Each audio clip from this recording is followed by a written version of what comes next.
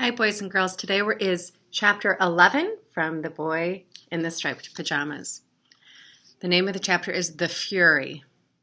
Some months earlier, just after Father received the new uniform, which meant that everyone had to call him Commandment, and just before Bruno came home to find Maria packing up his things, Father came home one evening in a state of great excitement, which was terribly unlike him.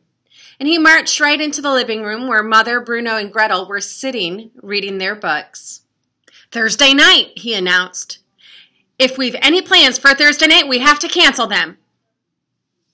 "Well, you can change your plans if you want to," said Mother, "but I've made arrangements to go to the theater with—" "The Fury has something he wants to discuss with me," said Father, who was allowed to interrupt Mother, even if no one else was.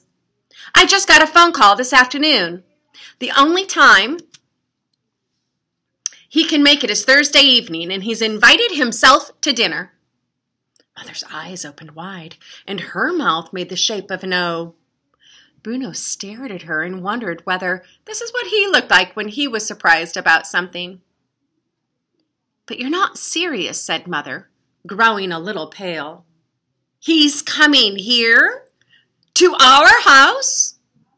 Father nodded. "It's 7 o'clock, he said. So we'd better think about something special for dinner."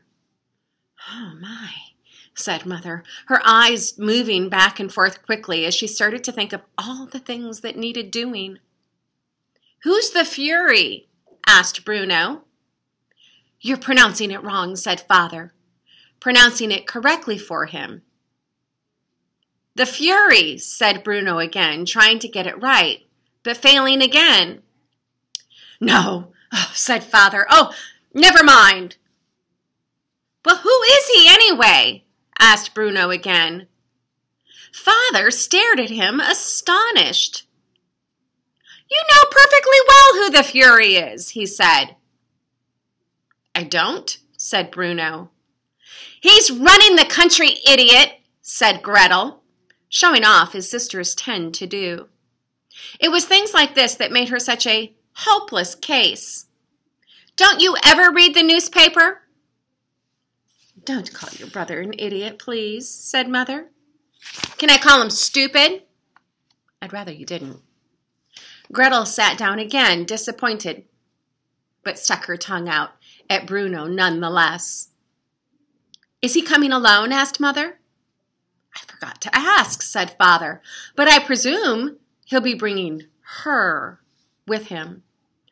"Oh, my," said Mother again, standing up and counting in her head the number of things she had to organize before Thursday, which was only 2 evenings away.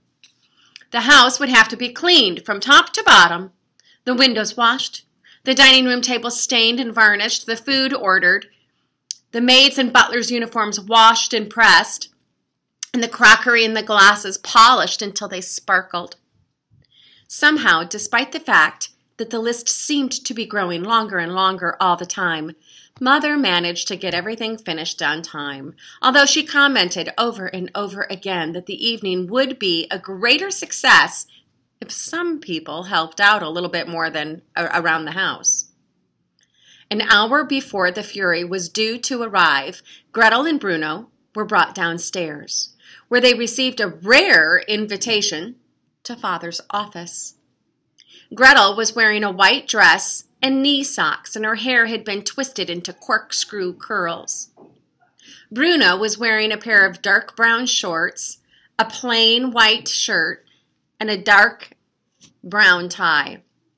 He had on a new pair of shoes for the occasion. He was very proud of them, even though they were too small for him and were pinching his feet and making it difficult for him to walk.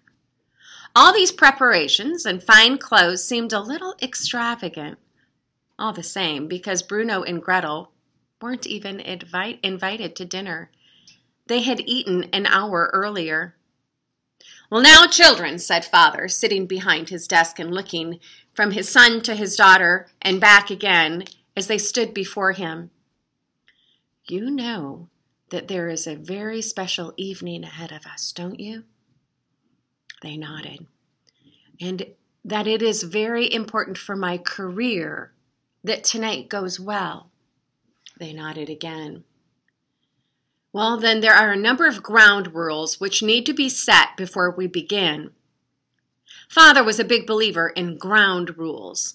Whenever there was a special or important occasion in the house, more of them were created. Number 1, said Father, when the Fury arrives, you will stand in the hall quietly and prepare to greet him. You do not need to speak until he speaks to you, and then you are to reply in a clear tone, enunciating each word precisely. Is that understood? Yes, Father, mumbled Bruno. Well, that's exactly the type of thing we don't want, said Father, referring to the mumbling. You open your mouth and you speak like an adult. The last thing we need is for either of you to start behaving like children. If the Fury ignores you, then you do not say anything either, but look directly ahead and show him the respect and courtesy that such a great leader deserves. Of course, Father, said Gretel in a very clear voice. And when Mother and I are at dinner with the Fury, you are to both remain in your rooms very quietly. There is no running around, no sliding down banisters. And here he looked very deliberately at Bruno. And no interrupting us. Is that understood? I don't want either of you causing chaos. Bruno and Gretel nodded, and Father stood up to indicate that this meeting was at an end. Then the ground rules are established, he said. 3/4 of an hour later, the doorbell rang, and the house erupted in excitement. Bruno and Gretel took their places, standing side by side by the staircase, and Mother waited beside them, wringing her hands nervously. Father gave them all a quick glance and nodded, looking pleased by what he saw, and then he opened the door. 2 people stood outside, a rather small man and a taller woman.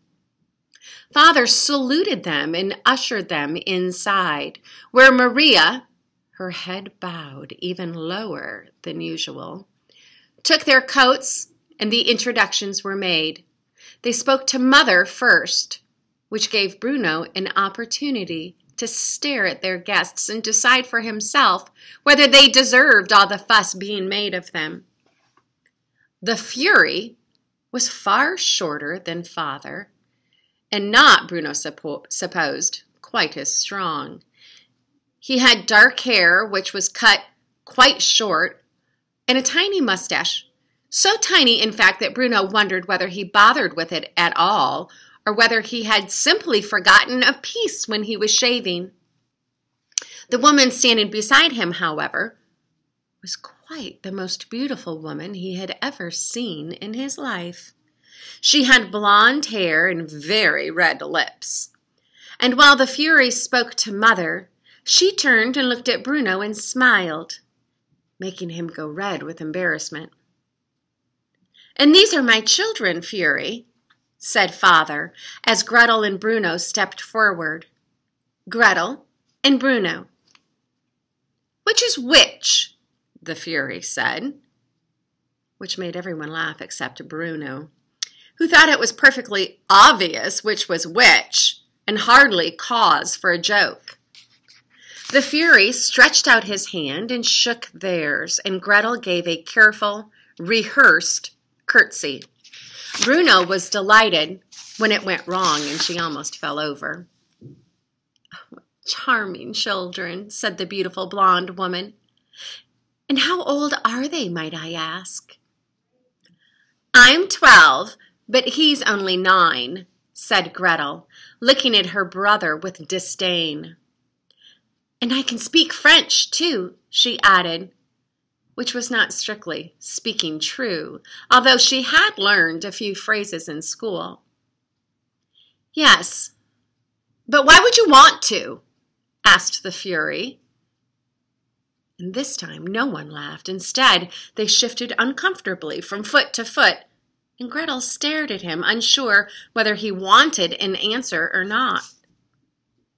The matter was resolved quickly, however, as the Fury, who was the rudest guest Bruno had ever witnessed, turned round and walked directly into the dining room and promptly sat down at the head of the table, in Father's seat, without another word.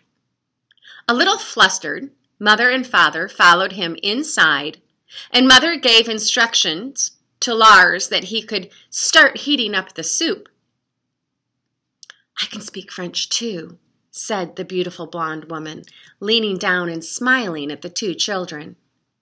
She didn't seem to be as frightened of the Fury as Mother and Father were. "French is a beautiful language, and you were very clever to be learning it." "Eva!" shouted the Fury from the other room, clicking his fingers as if she was some sort of puppy dog. The woman rolled her eyes and stood up slowly and turned around. "I like your shoes, Bruno, but they look a little tight on you," she added with a smile.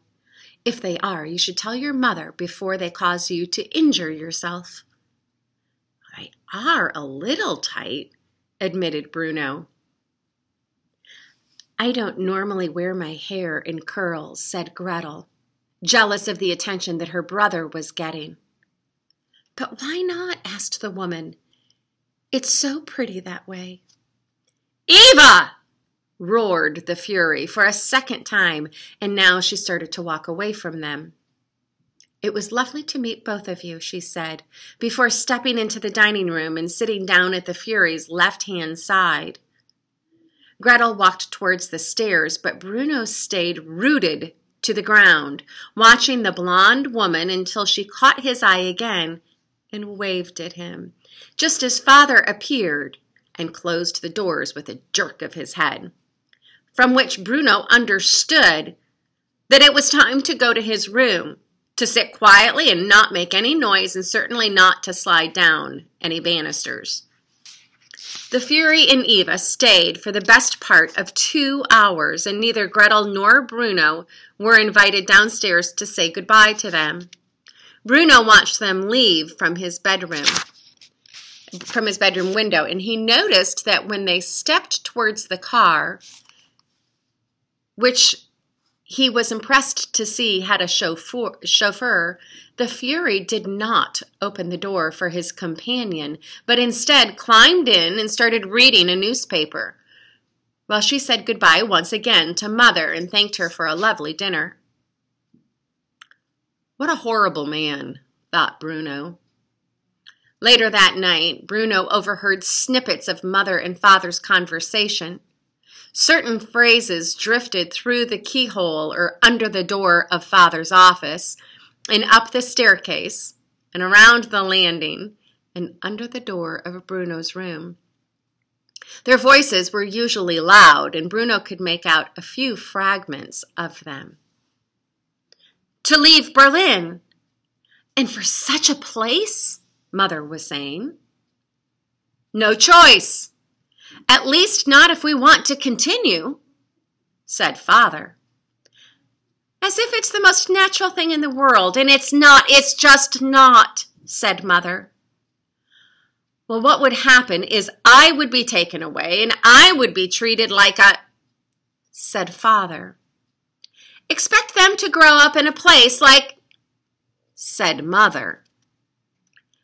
"And that's the end to the matter. I don't want to hear another word on the subject," said Father.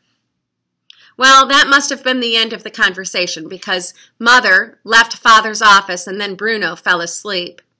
And a couple of days later, he came home from school to find Maria standing in his bedroom, pulling all his belongings out of the wardrobe and packing them in 4 large wooden crates, even the things he'd hidden at the back that belonged to him and were nobody else's business. And that is where the story began.